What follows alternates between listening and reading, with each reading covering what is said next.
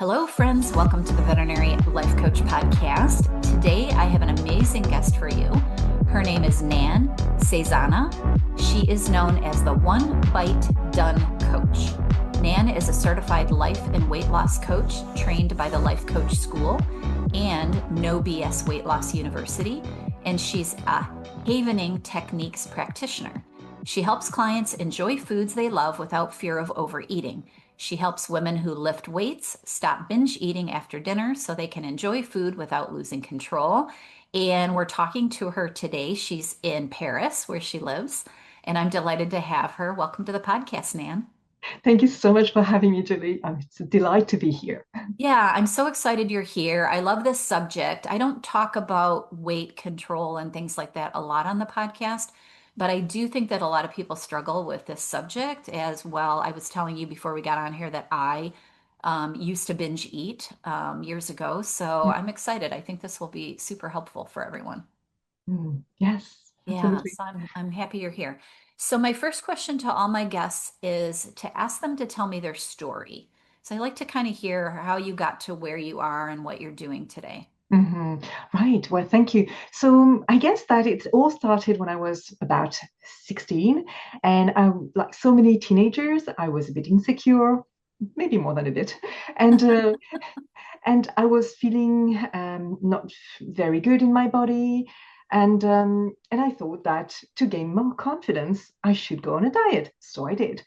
And I did lose weight, and then, as it so often happens with diets, I gained all the weight back very quickly. And then I thought, okay, now I need to go on a diet again, which Didn't is so work. common.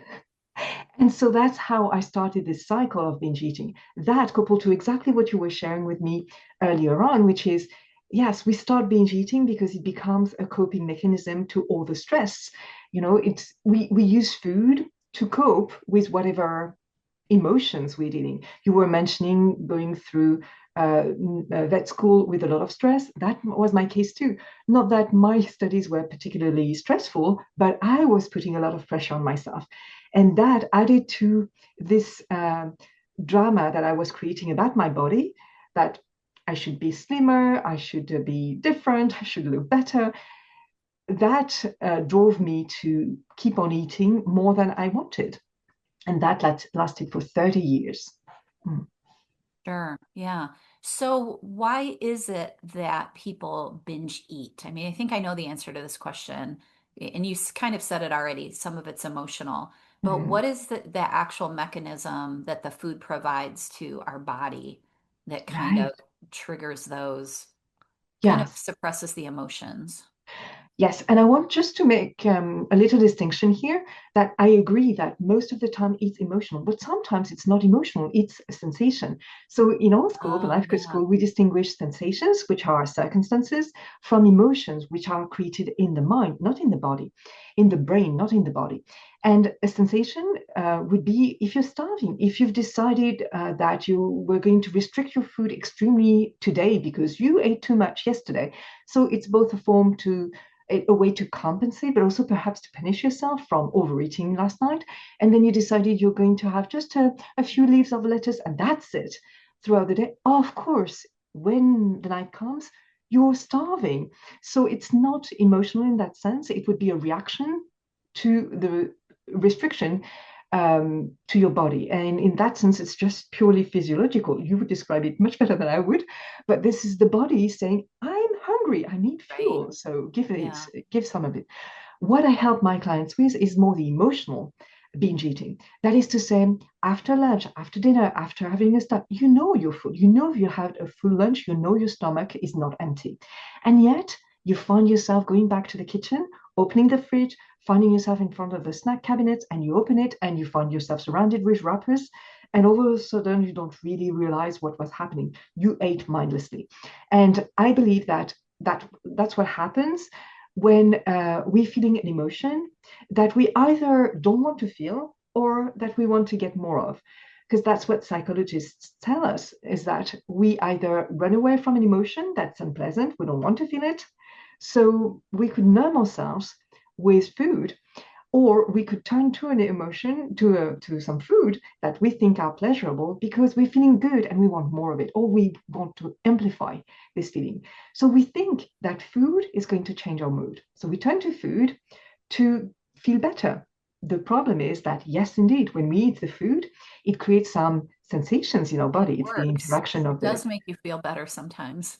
right, absolutely. Absolutely. In the moment, it creates those chemical reactions in the body, in the brain, but also in the stomach, everywhere. The problem is that it doesn't last long. When you eat some sugar, of course, it's going to create some form of excitement. We see it with kids, but after Right. a while, it creates a crash. And so that's how we know that food can change your mood, but for a split second. And then it's a downward spiral, not only because there's going to be the sugar crash, but also because you're probably going to beat yourself up. I shouldn't have eaten that. What's wrong with me? And then, so it could be a form of guilt, some shame, or some regret or frustration. All those that are going to pile up on top of the bloating, on top of the sugar crash. You're going to feel worse. And that, unfortunately, may lead you to another round of overeating because we don't want to feel bad and we think food can make us feel better. And so Right. here we go again. So it becomes a really bad habit Exactly. that we're Yes, but I love what constantly you're trying to saying. Yeah, cover up our emotions. yeah. Yeah. It's a habit. Yes. Yeah. And if we think and if we see this as a habit, not something, random that's coming over us and we don't know why, but if we think and see that it is a habit that we created, that we weren't born with, then it's good to know because it's like any habit. It can be deconstrued, it can be destroyed and changed.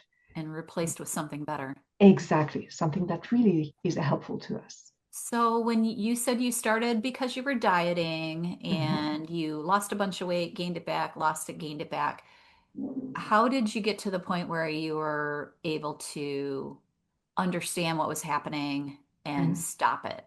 Did you get Yes. coached? Did you do it on your own? Yeah. Well, first of all, I did it on my own and I did it the way I thought was going to help me, which was so I had done a diet and everybody was talking about dieting everywhere in magazines. And I'm afraid it's still the case today. Yeah. So, yeah, so I tried to change my food. I tried to change what I ate. I tried to get better food. And so it was good in a way because it taught me how to feed myself better, but it didn't work. I felt restricted when I was going on a diet. So it was like a rubber band effect. I was stretching myself thing, and then when I couldn't do it anymore, I was binge Then eating you again. go right back to it. Exactly. Yeah. So that didn't work. Changing the food, changing the quality of the food, changing the quantity of the food in the long term, it didn't work. I also tried to exercise more, so I ran marathons. I Wow. started strength training, which I still do to this day, but for very different reasons. I love it. Right. Beforehand, it was a form of control, controlling my body, controlling, um, burning more calories. I was really driven by that. And that didn't work. So it was not until I was 46, I believe, when it finally clicked that I didn't need to change, what I was eating and what I was doing, exercising, and so on. But I needed to change why I was doing this. And Mm. that Yeah. really was a complete beneficial, very beneficial way to change my mindset around this. Right. So that's kind of the first step is figuring out why you're doing what you're doing. Absolutely. Yeah. Yes. And how did you do that? You just started asking yourself why and tried to figure it out? Well, uh, yes, it started this way, but I wouldn't have been able to do that if I hadn't listened to a podcast. And Oh, that's why I okay. love podcasts so That's why much I love today. podcasts too, because a lot of people get helped by listening, right? Exactly. I love that. Exactly. So I started listening when my daughter was a baby. I started listening to the Life Coach Cool podcast by Brooke Castillo. Right. And that for the first time, I understood that if I was doing something, if I was overeating, it was not because something was deeply wrong with me and I didn't get the right DNA or whatever. Right. But it was because I was feeling an emotion and that emotion didn't come out of nowhere because somebody had said something to me or because something had happened. But it was because I was making whatever had happened in my life that day mean something about me that Mm. made me feel terrible most of the time. And that's why I was soothing myself, or I was trying to soothe myself with food. And it all clicked there because if I finally saw what was causing it, I felt so much relief because if there was a reason for that, then I could do something about it. Before I was thinking, well, it happens or it doesn't happen. I don't know why. And you So thought there's you were the nothing I only can one. do. Yeah, You think you're the only one. Because I think many totally. times when you're binge eating, because I Mm, went through this back in college, nobody knows it because you're mm, doing it when nobody's around, totally. you Yes, know? Like you're not going out to dinner and eating three dinners, but you're coming home and then eating a bunch of snacks or whatever. absolutely. And I think that's why I'm so willing to share my story and everything because I know there is so much shame around it. And that's why people don't know. They're definitely not the only ones. But I remember, when I was a kid, my mom had those, she's not a doctor, but she had those encyclopedia. And so when I noticed that I was binge eating, I didn't even know there was a term for it, but I Right, kept browsing the encyclopedia. There was something about anorexia. There was something about bulimia. There was nothing for me. So I definitely thought I'm a special snowflake, something yeah, deeply wrong with me. I'm not even in the encyclopedia. right, So I'm definitely a unicorn, but in a bad way. And today I know that it's not the case, that there are actually more people who binge eat than there are bulimics and anorexics. right. Yeah. And I think because the physical consequences of that Mhm. aren't as extreme, Right. I think people don't get help probably as much as they would like because they're not really damaging their body. I mean, you kind of are when you're doing that, depending on how extreme it is. Mhm. But I think they're less likely to probably reach out for help Right. in that Absolutely. situation. Absolutely. And also there's this culture where in France, in the US, we share that kind of culture that somebody who has a good appetite, that's good. Right. It's kind That's of healthy. celebrated. Yes, Yeah. exactly. Which is true up to a point. Right, right. And do you think on some level, I mean, if you realize your thoughts and the things that you're telling yourself are part of the reason why you're binge eating, do you think part of unraveling that is trying to, I guess, come to terms with the fact that many people have the same problem and have different coping mechanisms Mm. than food? Like some people Yes, drink and some people take drugs and exactly. some people, scream Yeah, at other people and have anger management issues. Like, do you yeah. think that's part of the understanding? Right. I totally agree. And I think it can bring us a lot of relief. It's just that for some people, we turn to food. And it makes sense. Food is accessible, food is easy, it's always there. Yep. For some other people, as you mentioned, it would be alcohol, it would be a cigarette, it would be, right, watching Netflix, scrolling their phone. Yes, it's a coping mechanism because deeply the main thing that's underneath this is that we don't know how to feel our feelings. I know I'm not the only one, but I was never taught how to feel my feelings. And I remember the not outspoken message, but really it was if you don't have any feelings, if you don't express your feelings, that's good. That's good for us. You can be happy. That's okay. Not too much. Don't get too excited, but Yeah. certainly don't get mad.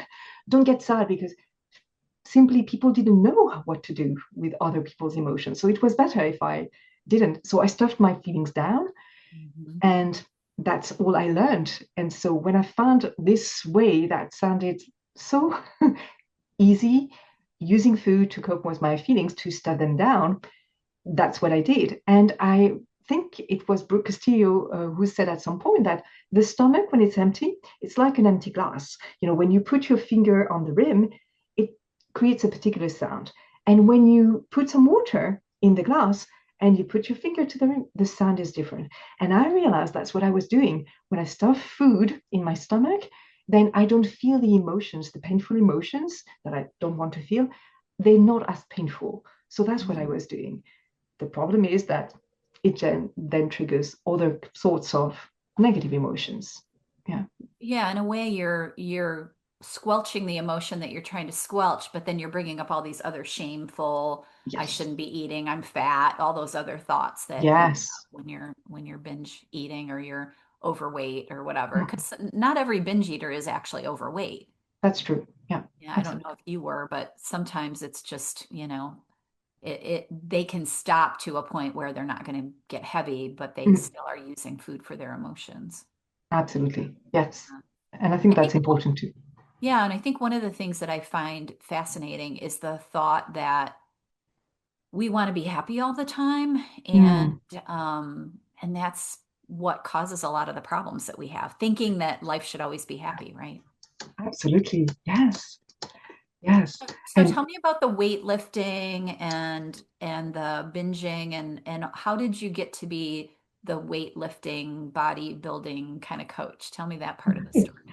yes, so I was always fascinated by people who lift weights, and I don't know, I love that. And when I started lifting weights a little bit 20 and some years ago, I really liked it. I really liked it because I saw it like a video game. You can improve, you can add Mm, weights, you can add reps. yeah. So I love that it's so simple. I just have a bunch of dumbbells and you know weights in my home. And but there's so many exercises you can do, and you can see yourself progressing over time, which is so, yeah, I feel it very satisfying. I feel it's very satisfying. And so when I started thinking about who I could help, it made sense to help people who were a bit like me, wanting to look a certain way, wanting to really enjoying this sport, but also not seeing the result they wanted to see because they were having that behavior. So I love to unpack this because what I see is that really the eating behavior is just the tip of the iceberg, as we said, Yeah. and that can be solved because you solved it, I solved it, lots of people solved it. But it's also what's underneath. It's not just about the food, it's all these emotions that we don't want to feel. And it's about our life, basically. So it's a way, a window to how we want to live our life. And I love that. Yes, we can have a better life. We can have a better way to live our life. And as you said, we don't need to be happy all the time.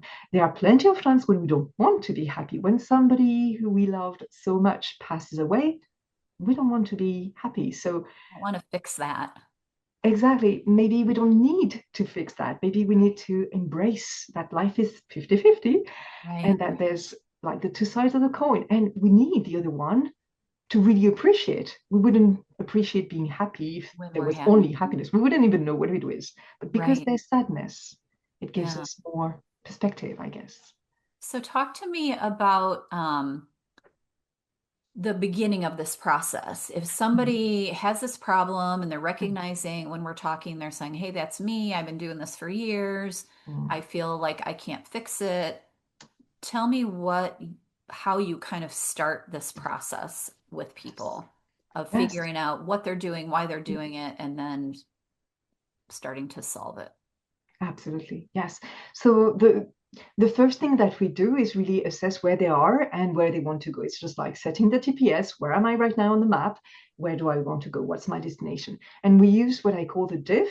I didn't invent it. I took it from Renee Stevens, but I love that because the diff stands for duration, intensity, frequency, and because it can be difficult to assess, where am I in terms of binging, in terms of binge eating, in terms of urges, where am I? And so when we kind of have a look at how long is a binge, is it a few hours? Is it a few minutes? What is it? And when we know how intense it is, what did I eat overall, on average? And the frequency, how often does it happen? Is it every day? Is it every week? Is it every month? That gives us an idea where we're at. And then we can decide, okay, based on that, what do I want this to look like in 6 months' time, for instance? What would be the dream? And so that gives us the map where we are, where we want to go. And then what we keep on doing is looking at the last time it happened, when you had a binge last time, what was happening. And we basically go through what we call the model, what we both learned through the Life Coach School, and Mhm. what you described so well in episode 377. Yes. You are not your thoughts, I believe, was the title, which is, yeah, what was happening in your world at that time? Um, were you tired? Did you have a lot of work? what was happening? What did somebody say? What did somebody not say? Things like that. What were the facts of your day? And then what were you thinking about that? And how did that make you feel? That led you to eating more than your body needed. Right. And we keep doing that over and over again so that the clients see that they have the power actually over that model, that they can actually change this behavior by changing the way they feel, by changing the way they think. And it doesn't have to happen in a, in a twinkle of an eye. That's most that's what people would love the most, I guess. That's what you That's want, right? You want to it, change it overnight, but it's a exactly. process. It's not going to happen overnight. Exactly. It's indeed a process. So we need to learn also patience, but patience being a feeling, we can create patience by thinking of particular thought that we will believe.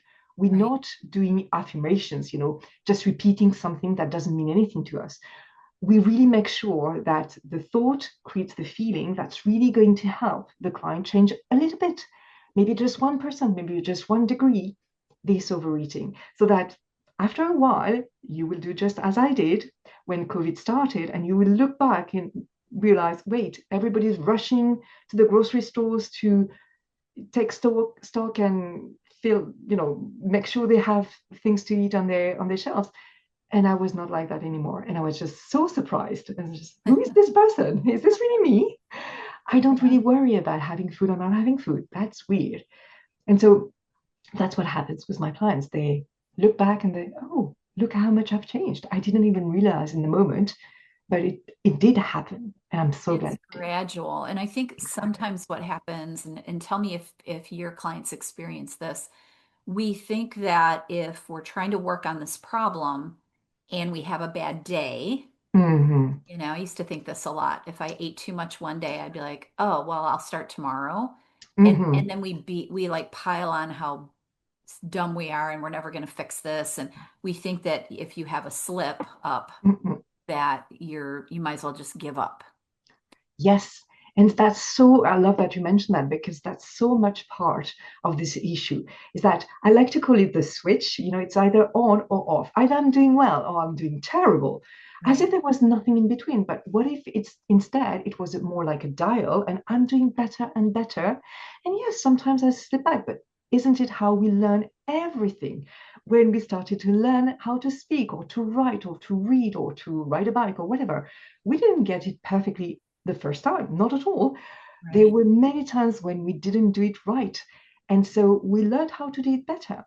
And I like to use the analogy of the squat. You know, children when they learn how to stand tall, they don't get it perfectly the first time they try.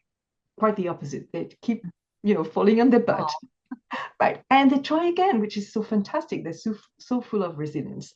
And they try again, they fall again, they try again. That's what we need to do. Because in the meantime, their legs get stronger, which is exactly what they need, so that later on they will be able to not only stand up, but also walk and then run and then jump and so many fun things. yeah. And they have no thought of not trying again. Right, absolutely, which is fantastic. This is the mindset we need to be in if we want to change and move forward. And that's also what we call squats in the gym. So we can still keep doing that. We do it consciously when we go to the gym. We keep on making it hard for us so that then we build the muscle we do want. It's exactly the same thing.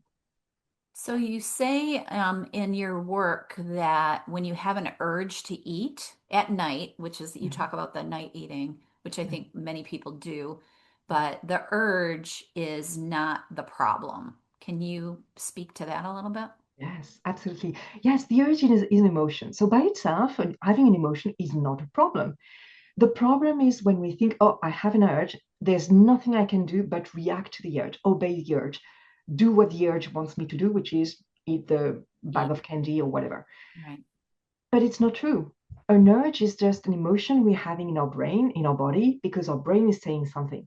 We don't have to believe every thought we have. We don't have to accept every emotion we have. We can always change. We can always choose at any point. When somebody sends you an invitation to a wedding, you can RSVP, yes or Say no. yes or no. Exactly. It's the exact same thing. When we have an urge, we still have our power. But that's also something that we can train our brain to pause and get into that little space where, okay, I'm choosing. Do I want to say yes? Do I want to say no? And the good news is that it's not because we're starting answering the urge that we have to go all the way and eat the whole sleeve of Oreos or Easter eggs or whatever. We can pause at any time. And I love what you said earlier on. It's as if, well, I'm going to start over tomorrow, but we don't have to wait to tomorrow. We don't have to wait for the 1st of next month or the 1st of January. We Yeah. can start right now if we want to. We're always free to change our thoughts, to change the direction we're going to. It's just like the GPS. We can always recalibrate and just, okay, I'm going to stop here if I want to, or I'm going to slow down and see what happens. Yeah, I think sometimes it's just noticing what you're doing. Like Mm, when I would do it, it would be so mindless, mm, that I would be halfway through a bag of chips and not even realize it. So I think just stopping and being like, okay, what am I doing? Why? yes. And, can I put this bag of chips away before I finish it off? And Absolutely. just starting with those little small pauses, Mhm. I think sometimes gets you going a little bit on the Yes. right path. Yes. And I think that if we tend to binge eat at night, if we know that, and if we understand that it's an emotional problem, um, we don't have to wait to the evening to deal with whatever emotion we're having. We can, I picture this like a pressure cooker. We don't have to wait until the evening when we can't take it Loads up. anymore and Right. explode. Yeah. We can, throughout the day, have those little pauses.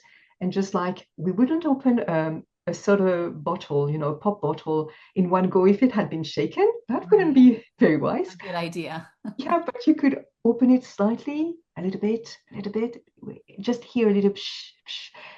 And so that by the end of the day, the shaken bottle is not the same and the air has gone out, and then it's okay. So that's really what I encourage my clients and your listeners to do is just have those little check-ins throughout the day.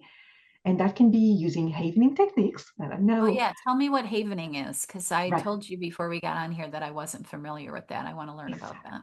Yes, so I love that because it's really the little piece that I wanted that I thought was missing from our wonderful training. It's just that we learned how to understand why we were doing this. But because it's an emotional issue, I felt that the tools that I had were good, but it was still being in our It's head. something else. Exactly. So I'm glad that I can complete this with this tool, the Havening Techniques. And basically, this is what it is. I knew that children thrive from the touch. And I didn't know that it was also super important for adults, for grown-ups, to use the sense of touch. And basically, Havening techniques are using the sense of touch, which can be simply rubbing your hand one against the other, Mhm. or Yes. giving yourself a self hug, putting your hand on your shoulders and going down to your elbows or the tip of your fingers, or simply touching your face, touching your cheeks, touching your forehead, or even touching your knees. That's simply when you do that, that sends a signal to your brain that you're safe. That sends Mhm. delta waves I love to that. your brain. And when you do that, it's like, especially when you have an urge or you have a big emotion, it's just the amygdala in your brain is on high alert, just like an alarm going on. And that doesn't feel nice. But when you do those touches, those havening techniques, it's as if you're putting the alarm on a mute. You're pressing the mute button in your alarm.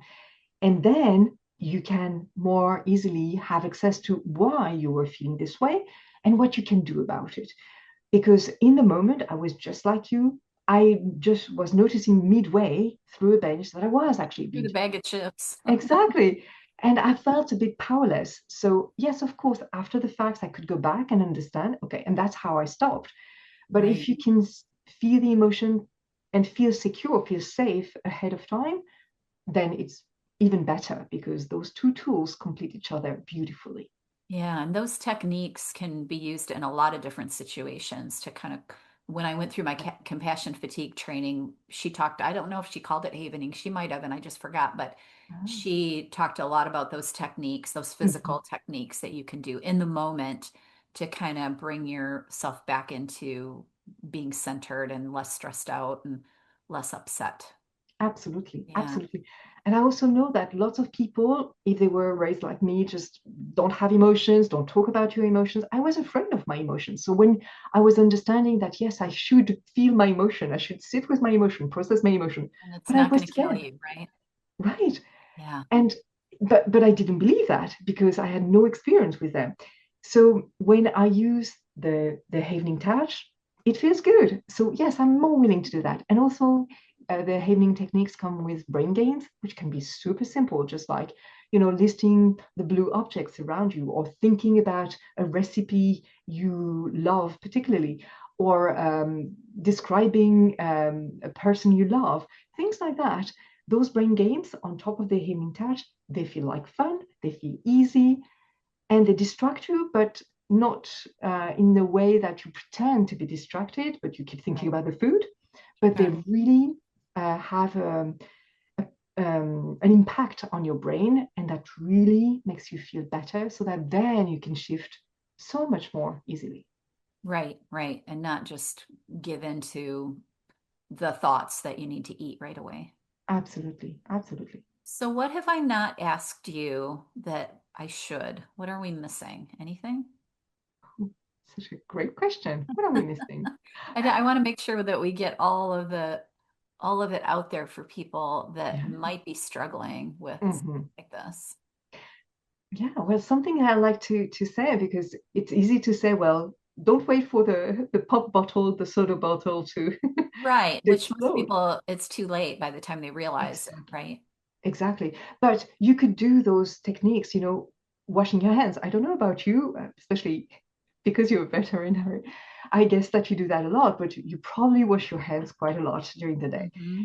And that can be an opportunity actually to check in.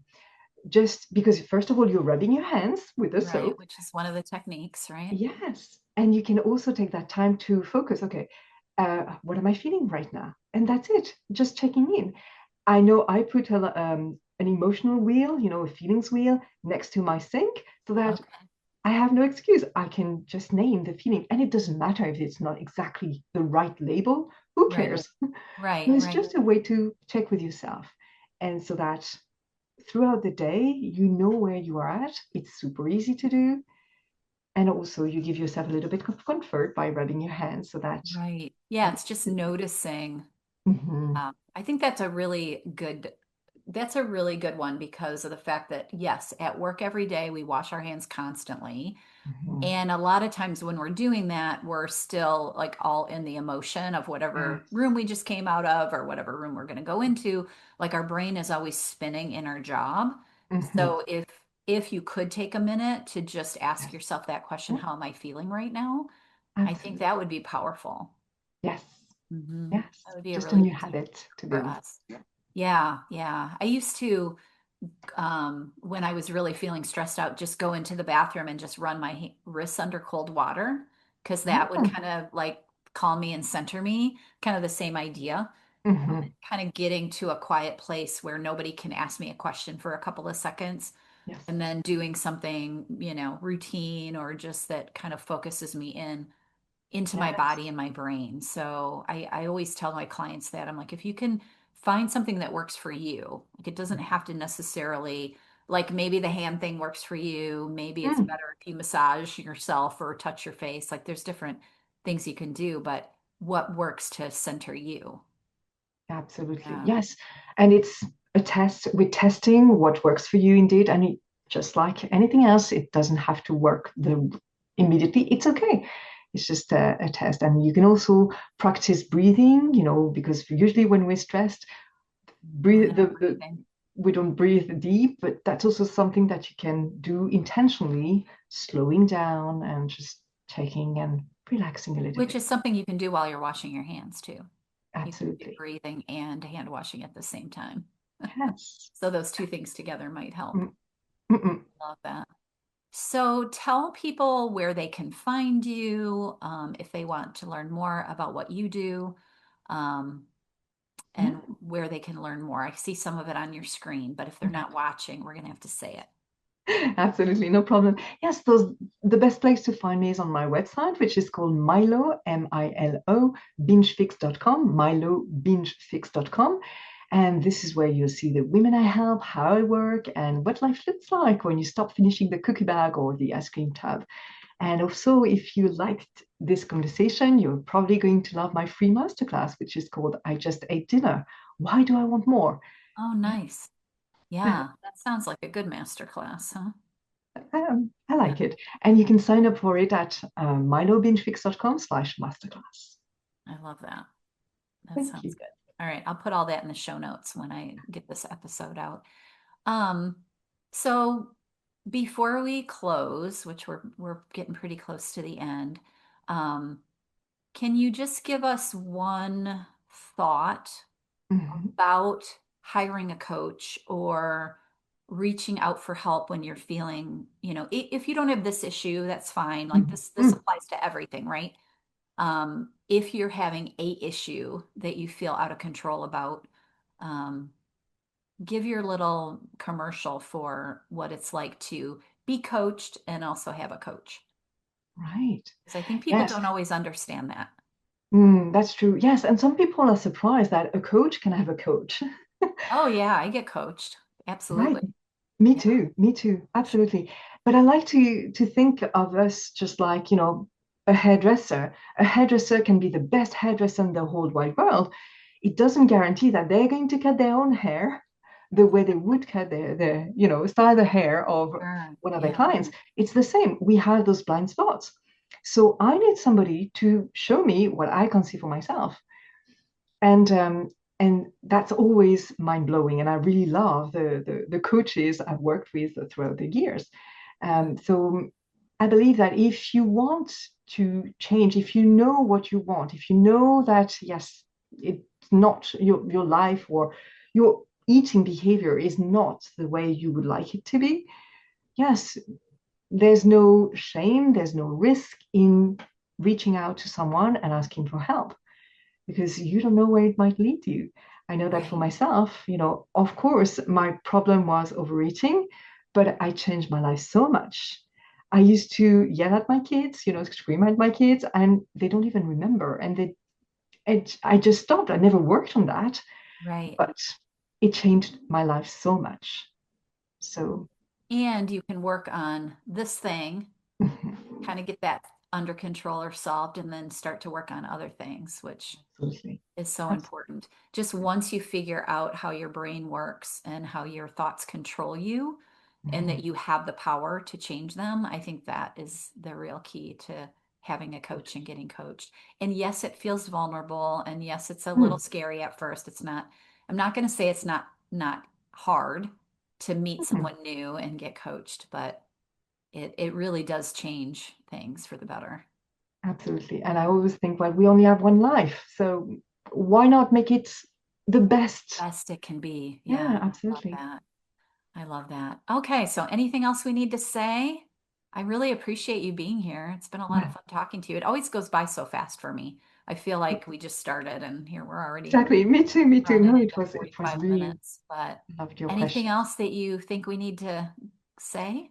Well, one thing, because when we realize we tend to overeat, the first thing we tend to do is create guilt, blame ourselves, create shame, regret. We beat ourselves up basically. And Right. I know from experience, but also from coaching so many clients, that this is not the mindset that's going to help us get out of this. On the contrary, it's just like Just being in piling on quicksand. more negatives. Yeah. Exactly. So we think that using the stick, being mean to ourselves is the right way to find the best way to behave, Right. but it's not working. So instead of using the stick, it's better to use the carrot. And the best way to do that is to be curious rather than furious. And I know that in our school, what we Like that. learned was to use the question why. And there's different ways to ask the question why. It could be, oh, why am I doing this again? That's Right. not curiosity, that's being Yeah. furious. That doesn't help. But instead, if you could really be curious, pretend to be a detective, Sherlock Holmes, if you like that, and just imagine Sherlock Holmes asking, "Oh, why? Why did that happen? What were the reasons?" That's going to open up so many opportunities that you can't create when you're being furious with yourselves. So I really encourage you listeners to try, because it's a learning process, to try and become curious, not furious. That's going to serve them so well. That's a really good one. Was that an original? Did you make that up? Curious, not No, I borrowed get it. it from someone else? Yes, definitely. I know, but that's a good one. I'm glad you Yes. shared that, because that one, I don't know that I've heard that before, and it makes so much sense. Just be Mhm. curious about yourself. Yes. Don't be angry at yourself, because there's no good that comes in being No, upset or not at furious all. with yourself. Not Yeah, at all. nothing Yeah. gets fixed. Well, I really appreciate you being here. I don't know what time it is in Paris. What time is it? It's going to be 5 p.m. soon. Okay, so it's morning here and evening there. So Right. I love that. I want to get there someday. Yes, So please do. everyone, this is Nan Saysana. Did I say that Yes. correctly? Yes, And absolutely. your website is milobingefix.com, correct? Absolutely. All right. Well, I really appreciate you being here. It was lovely meeting you, and hopefully at some point we'll meet again. So if anybody really enjoyed this conversation and you want us to talk more about this subject, we'd be happy to get back together, I'm sure. Absolutely. I love that. Okay. Thank you so much for having me. It was very, very nice. Yeah, it was really fun. Have a beautiful week, everyone. Bye. Bye, Nan. Bye.